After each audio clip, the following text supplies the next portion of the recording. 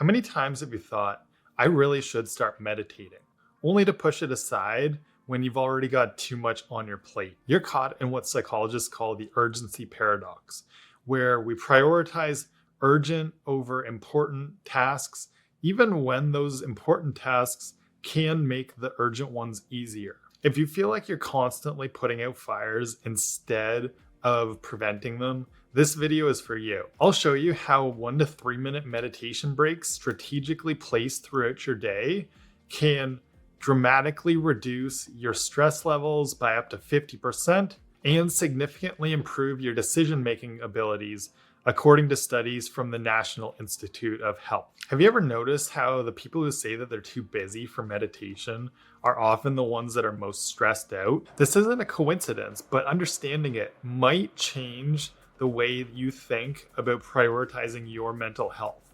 When we're constantly stressed out without relief, our brains are doing something fascinating inside. Your brain actually changes its physical structure in response to this ongoing pressure. Research has uncovered that chronic stress leads to a reduction in the size of the prefrontal cortex.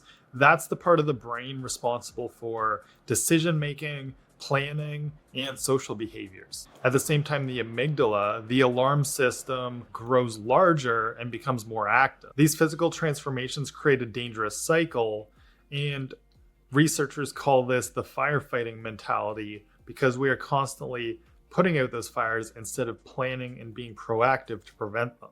And as I mentioned, it's hard to change this pattern because of that urgency paradox, where we are constantly prioritizing the things that are urgent rather than those important things, including what we do for our health and well-being, like practicing meditation.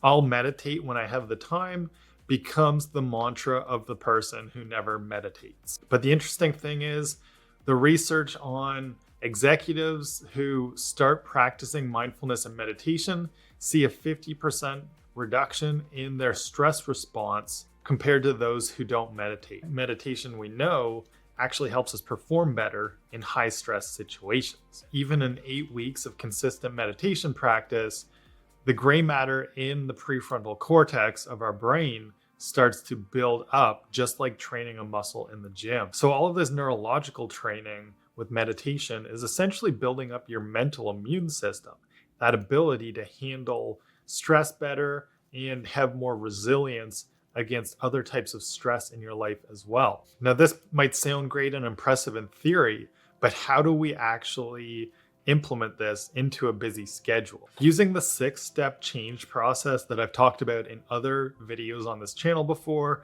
I want to take you through how we can apply this to meditation for our busy schedules.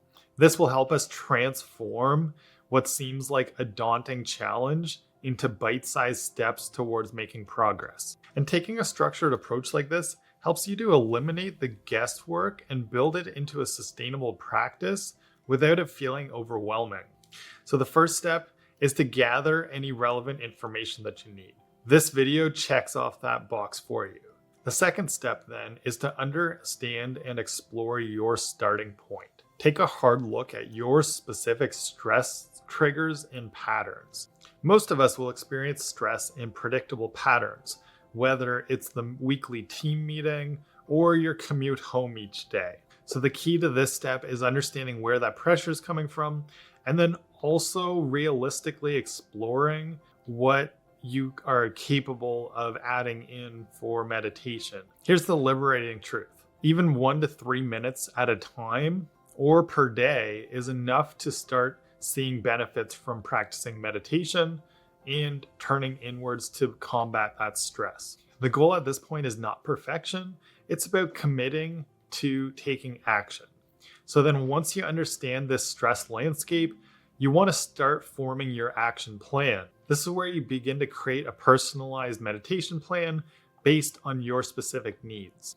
Typically, the best way to use these shortened 1 to 3 minute sessions is to focus on a specific sensation, whether that's your breath. You can also visualize a candle flame is a common practice with this type of mindfulness meditation. As you continue to progress, or if you ever find that just seated meditation like this is really not your jam, then you can look at things like walking meditations or practicing in nature. So create the practices and the action plan that specifically matches your experience and what you want to get out of this meditation. So then the next phase is to actually start taking action.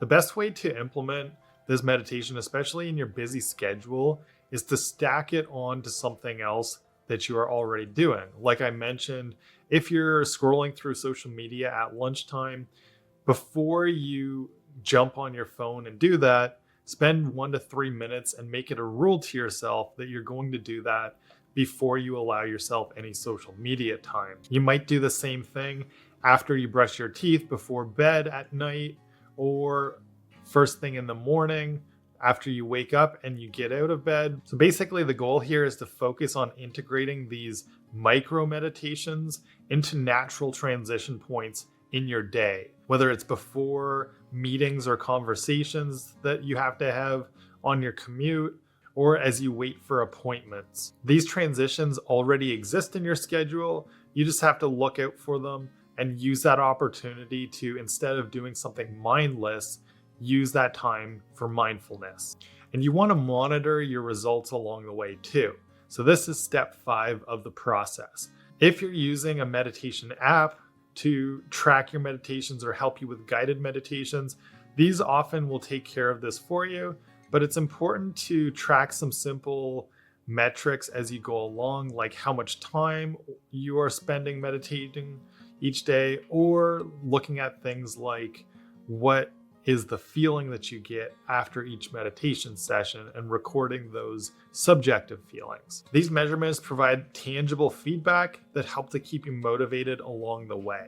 And then the final phase is to analyze the results and plan your next action. So if you are successfully completing, 60 seconds or 2 minutes per day, how can you gradually increase that amount, or maybe find multiple times throughout the day that you can add on another meditation session and slowly build as you continue to level up these skills. The goal of this is to evaluate if what you're doing is working, or if you need to make any adjustments before you continue on to the next step in your action plan.